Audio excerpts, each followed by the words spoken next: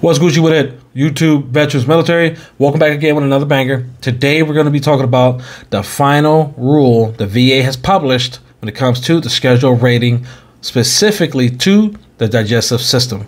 This update is going to affect 55 different disabilities, the criteria, as well as the VA rating levels.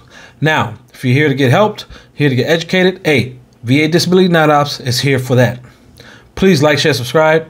Comment down below your personal experience, your thoughts on this topic, as well as if you're currently in the VA disability claims process for any of these disabilities. Today, we're going to be talking about one specific disability, doing a comparison, new criteria versus the old criteria. Let's just jump into it, buckos. One last thing.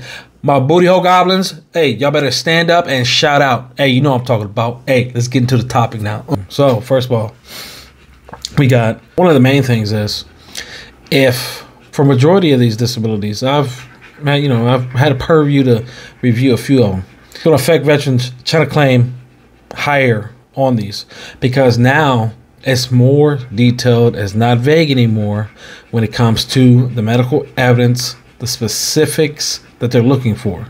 So let's jump into it. So first we got this is the new VA rating criteria for IBS, irritable bowel syndrome. It's still going to be under diagnostic code 7319. The new VA rating is going to be called irritable bowel syndrome. Now, just looking at this, we can see that there is a drastic difference in what the VA is going to be looking for.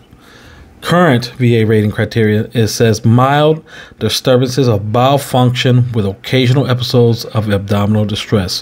What that means in English, pretty much you got bubble guts, my booty hole goblins is on swole alert, but they're not, they're on high alert, but they're on, 120. It's not that bad. But what the VA is looking for now, because they're scratching 0%, and it's only going to be 10, 20 now, and 30. Now, the new 10% criteria is going to be abdominal pain related to defecation at least once during the previous 3 months or 2 more in the following. 1, change in stool frequency. 2, change in stool form. 3, altered stool passage, straining or urgency. 4, menorrhagia, whatever the case. 5, abdominal bloating. 6, subjective distension. And just to save you a trip to Google, distension means bloating. So you're having bloating in your abdominal area. So what does that mean in plain English? That means you're having abdominal pain, bloating prior to hitting them porcelain walls. You're blowing it up 2-3 times. This is the criteria now. You need to be reporting this to your doctor. You want to be reporting too, because it's going to be an issue. And when it comes to stool form, change in consistency, what does that mean? You're going to have to be taking photos of it. I'm talking about goblins, front of the line. They come out and show out when it comes to taking those photos. Blood and stool. If you went from hard to now it's like blotchy, you can go to Google, you can get all that information. It's not going to be that bad. But you definitely got to be taking pictures of this, showing it to your doctor in order to build that medical evidence of what?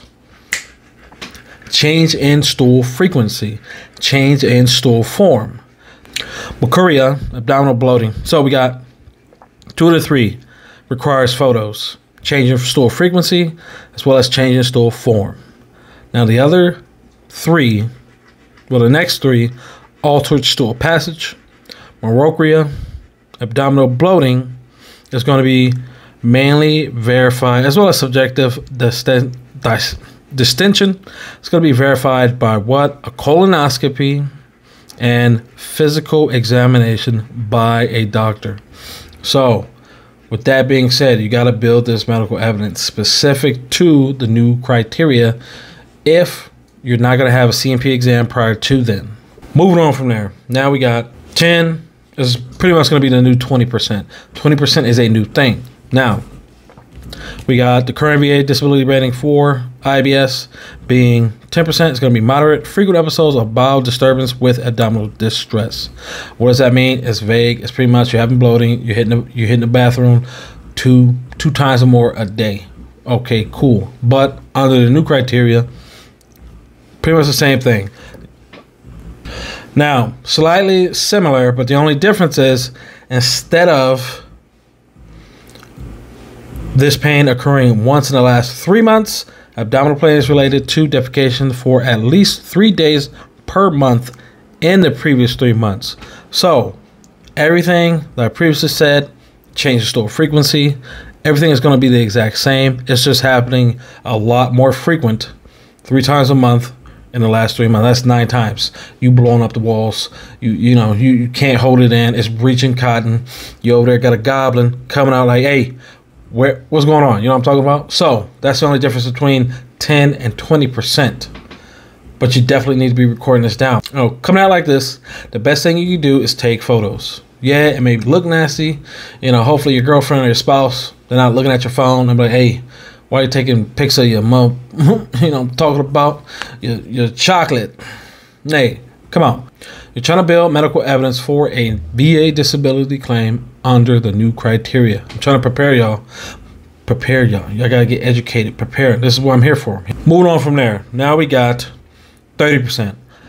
Current VA rating for IBS, 30%. Severe diarrhea. That means you blowing it up every second of the day.